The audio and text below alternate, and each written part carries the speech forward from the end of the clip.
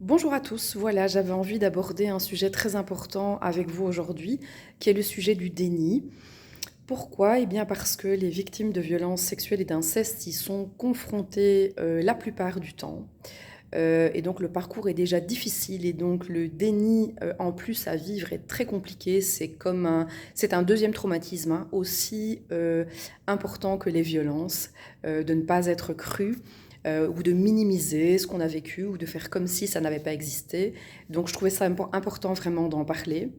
Et pour comprendre pourquoi ça se met en place, c'est important de comprendre le mécanisme du déni. Donc il faut savoir que le déni, c'est un mécanisme de protection inconscient.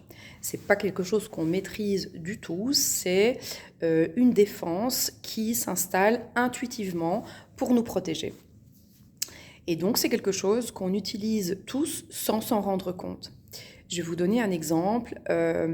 Lors de la perte d'un proche, par exemple, quand on vous l'annonce, la première réaction, ça va être «Oh, non, c'est pas vrai». Tout simplement parce que on ne veut pas croire à cette réalité qui est inacceptable. Et donc c'est pour ça qu'on entend certaines personnes qui disent voilà, qu'elles n'ont pas eu d'émotion pendant un certain temps parce qu'il leur a fallu un temps nécessaire pour accepter cette réalité et que leur cerveau traite l'information. Et donc dans le cadre des violences sexuelles, eh bien c'est ce qui se passe.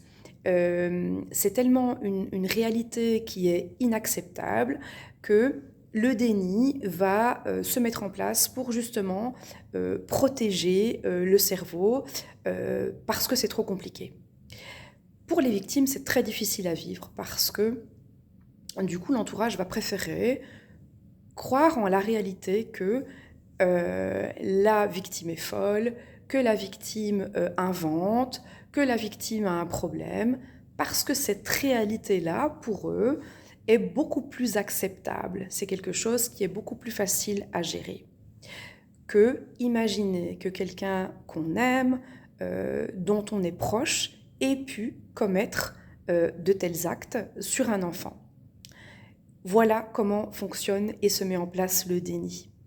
Et donc la durée, elle va être différente d'une personne à l'autre et elle va dépendre de la capacité de la personne à être prête à traiter l'information et à faire face à cette réalité.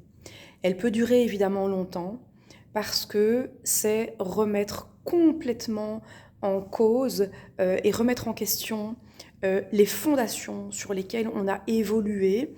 Et donc, c'est un travail qui est très difficile et toutes les personnes ne sont malheureusement pas prêtes ni armées pour le faire. Et voilà, ça dépend vraiment d'une personne à l'autre. J'ai juste envie de rappeler aux victimes qui vivent le déni de leur entourage pour le moment, faites-vous confiance. Vous allez rencontrer des gens qui vont vous croire, même si on essaye de vous faire croire parce que ça arrange la réalité des autres, que ce que vous avez vécu n'est pas vrai ou que vous êtes folle. Faites-vous confiance. Voilà, c'était le message que je voulais faire passer aujourd'hui. Et merci pour votre écoute.